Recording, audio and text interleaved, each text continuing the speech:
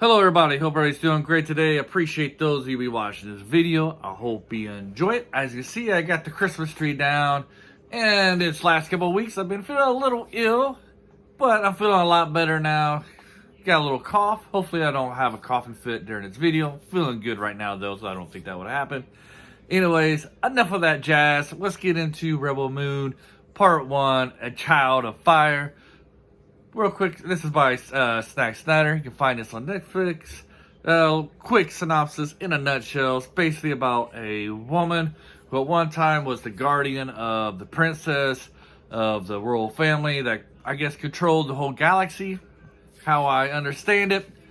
Anyways, they kind of get overthrown. They all got, killed.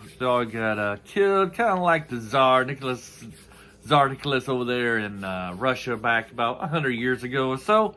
So this woman who is protecting the princess, she finds herself on this moon, hence Rebel Moon. And the moon specializes in agriculture. The new government comes and basically is trying to take over their crops and force them to give them all their crops, all their food from their crops. And she knows that in the end, these people are probably going to kill her new family, her new village, her new home. So she goes off there and tries to find some people to help them defend their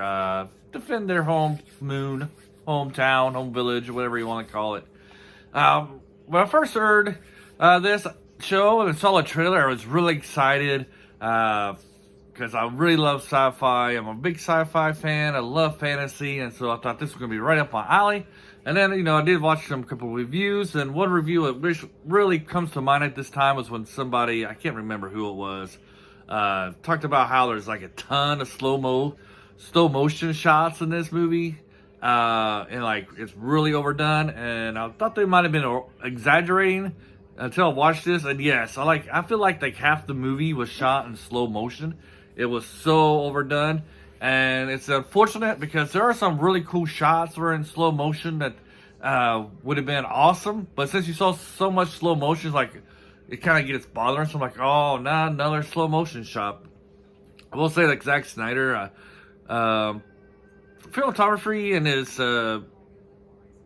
visuals on here does look really great in some instances or some shots where you tell that you really took time showing. Like there's this instance where one of our characters are jumping on like this bird-like creature, and then there's another part where one of our female fighters, she's fighting like a spider-like lady, and the spider-like monster kind of jump on her and jumping at her, and it's like in slow motion. It's coming down on the girl. That looked pretty cool. So you do got some cool effects on this. It's the action scenes I liked. I did enjoy them.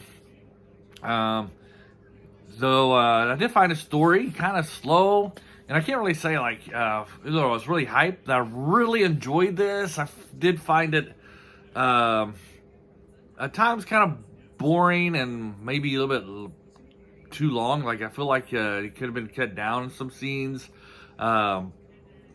And while I do appreciate the special effects and the cinematography, I feel like it's just too much CGI. Like after a while, it did feel like this. It actually felt like actors being in front of a blue screen most of the time, and that's probably I'm pretty sure like the whole movie might have been shot in front of a blue screen. You might have used some locations, but it felt like they're all on the blue screen, and it felt like I was just watching a CGI movie after a while with live action characters. Which is kind of overdone. I don't know where I want to go with that, but if you're still around, which probably nobody will be at this point. Anyways, trying to get a trail of thought here. I did find a story somewhat interesting, though I didn't really enjoy the movie. It's been a while since I watched it, so I'm trying to get this all back. I probably should have rewatched it, refreshed my memory, so this review would go a little bit smoother. But I didn't really enjoy it, but I find the story kind of interesting in aspects like you do have like this royal family was assassinated, and then you got like the new rulers. You don't really know too much about them, but they seem kind of like tyrannical tyrannical, if I pronounce that right.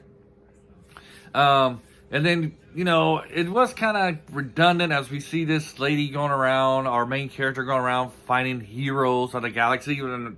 And part of me, I'm like, why do these people even care about helping this remote civilization, this backward country, backward world, moon, whatever you want to call it?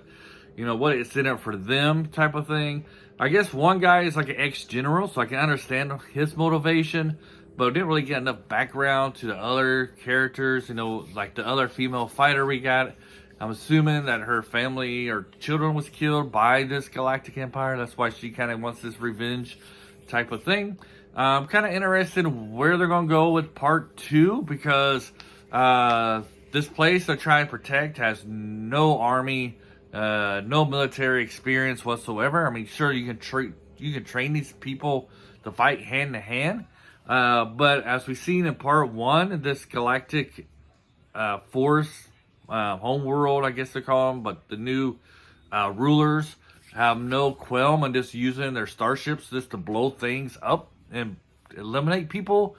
So, like, how are you going to protect your village, your homeworld, when you have no air force, no spacecraft to fight these people who are going to be invading? When they're just going to you know, wipe you out with like a couple cannon blasts. So we'll see where it goes from there. I'm going to give this one a recommend with caution. If you're a big sci-fi fan, you'll like it, I think. But the story's lacking in a lot of ways. I feel like it was just too much they're trying to cover in this. Movies, in my opinion, work best when they are like short stories. You know, they're kind of condensed in the story and such. When they're the best. Every once in a while you can get, you know, like the original Star Wars, stuff like that, where you can expand it a little bit. But really, those are just short stories about, you know, 1 or 2 characters. And while this one does follow one main character, I just feel like it was just trying to do too much for this story.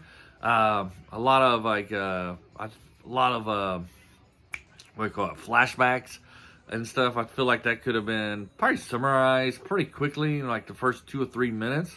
But it's kind of spread out throughout the film. I can understand we're trying to get the motivation of our main character and stuff.